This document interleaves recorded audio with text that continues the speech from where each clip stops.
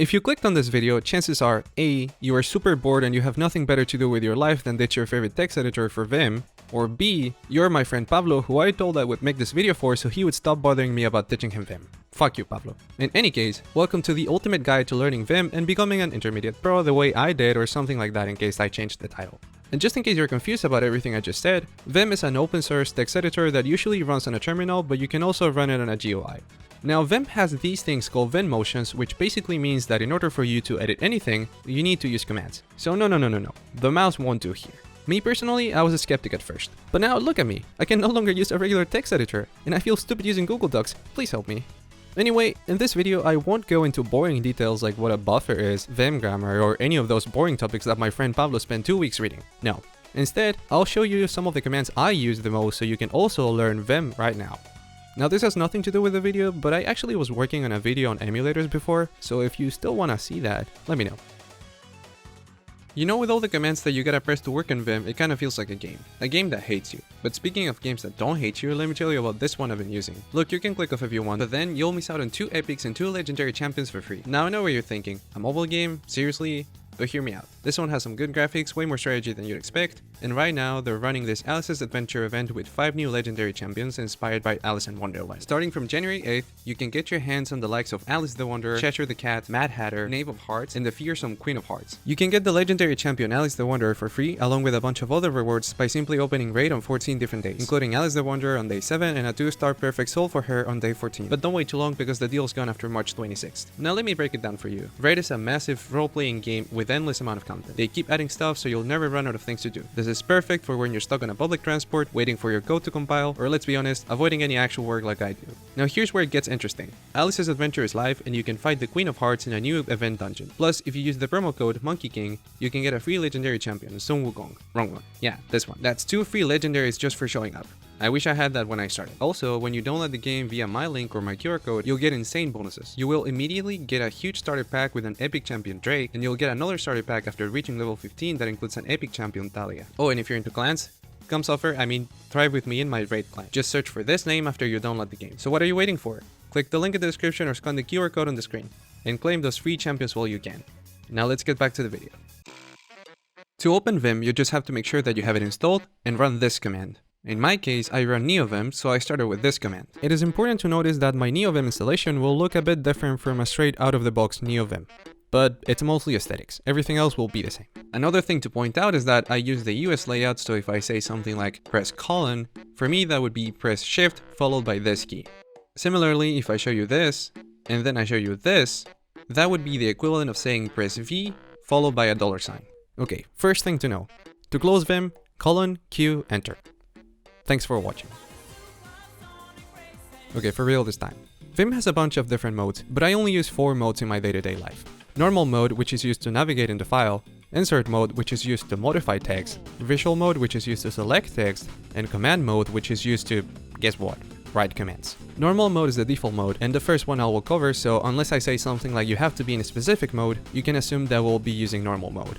To move around in normal mode, press K to go up, J to go down, H to go left, and L to go right. And while you can use the arrow keys to move around the text either in normal or in insert mode, that would be too easy. So I would highly recommend you to deactivate the arrow keys in your configuration. And if that sounds stupid, don't worry, we're just starting. Also in normal mode, pressing 0 will take you to the beginning of a line. Pressing $sign will take you to the end of a line. And pressing this character, which I don't know how it's called, will take you to the first character written in a line.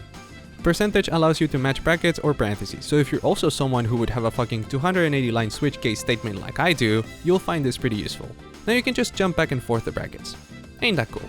Another way of traversing through text is by using words. W sets the cursor on top of the beginning of the next word. B sets the cursor on top of the beginning of the previous word. And E sets the cursor on top of the end of the next word.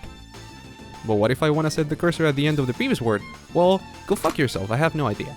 Now in Vim, there are 2 types of words. There's word, and there's word. And I bet you're super confused right now.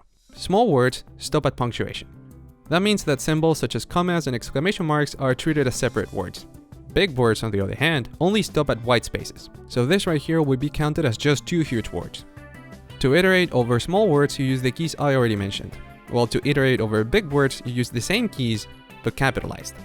To be honest, I don't really use words that often. Instead, my preferred way of traversing through a line is by using the find commands. In normal mode, pressing F will move the cursor to the next occurrence of a character you want. On the other hand, pressing T, which is short for find till, I guess, will move the cursor to the space before the next occurrence of a character.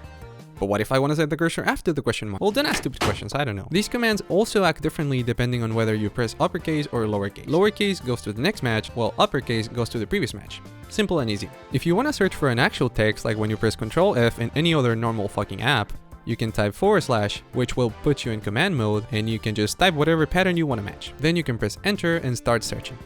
If you press N, you'll go to the next one, but if you press capital N or Shift N, you'll go to the previous one. This way you can cycle through the matches.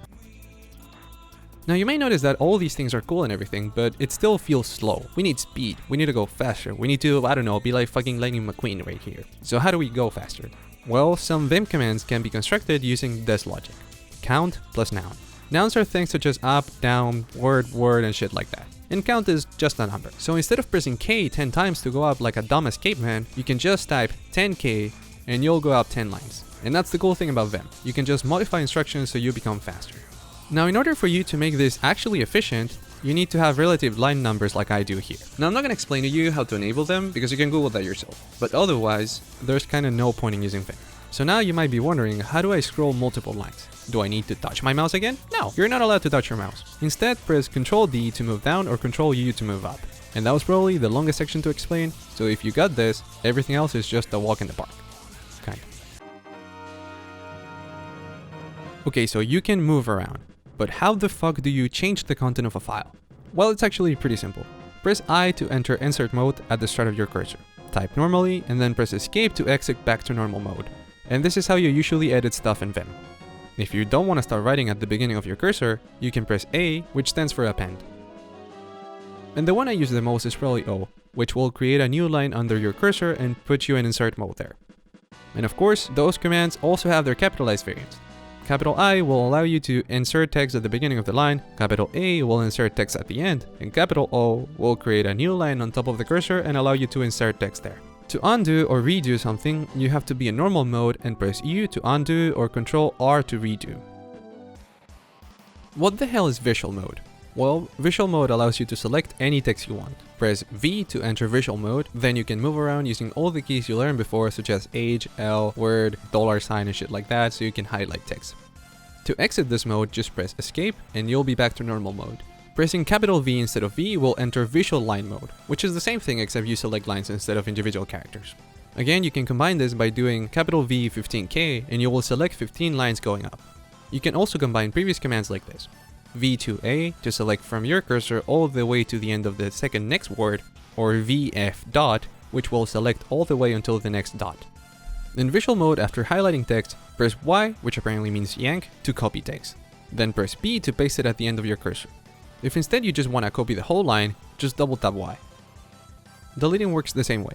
Just select in visual mode and then press D to delete. Double tap D to delete a whole line. Note that deleting and cutting are the same thing, so this will be saved into your clipboard register so you can actually paste it later. You can also delete individual characters by pressing X.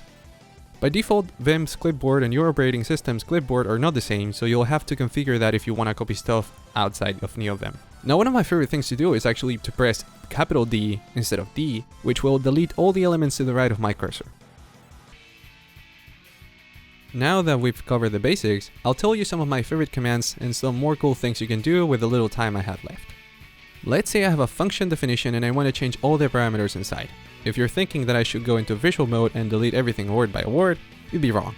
You just need to press DI parentheses, which can be read as delete in parentheses, and this will get rid of everything inside. Now you could just go into insert mode, but no, that'd be cringe. Instead, forget about that and press CI parentheses, which stands for change in parentheses, and this will delete all the shit inside the parentheses and immediately put you into insert mode. This works with many things such as quotation marks, brackets, and also words. GG will take you all the way to the beginning of the document. Capital G will take you to the end. Press GG, capital V, capital G to select the entire document.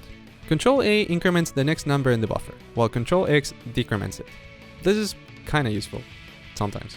R will replace a character with whatever you want to type, and capital R will put you in replace mode to continuously replace characters until you press escape. Double tap Q to record a macro in the Q register. Do whatever you want to repeat multiple times, then press Q again to save the macro. Now you can press Add Q to apply the macro to your current position. Also, watch this video by Benawad to learn what you can do with it. It's pretty funny. So now you know how to search. But what if you also want to replace? Well, you can just enter into command mode by pressing colon and then type %s / the pattern you want to replace / the pattern you want to replace it with, and press enter. Keep in mind that this will only change the first match in each line if there is one. So if I have this, it will only change the first hello in each line. If you want to change all of them, you can do this /G. The G means global, I guess, and it will change all the matches, not just the first one. You can also ask for confirmation by adding a C after the G.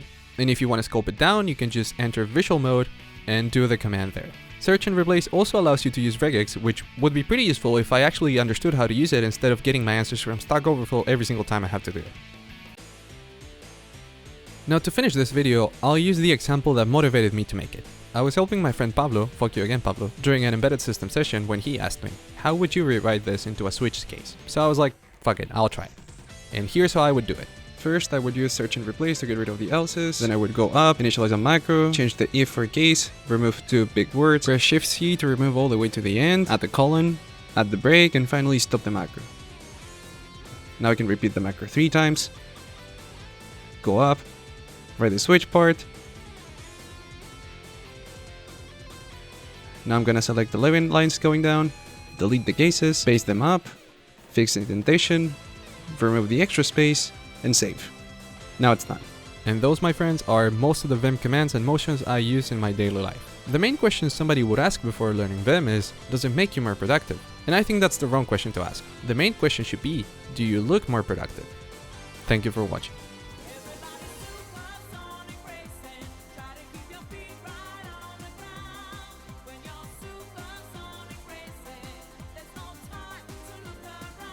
Oh shoot, I almost forgot. Don't forget to grab your free legendary champions and raid. Click the link in the description or scan the QR code before the event ends. Thank you very much.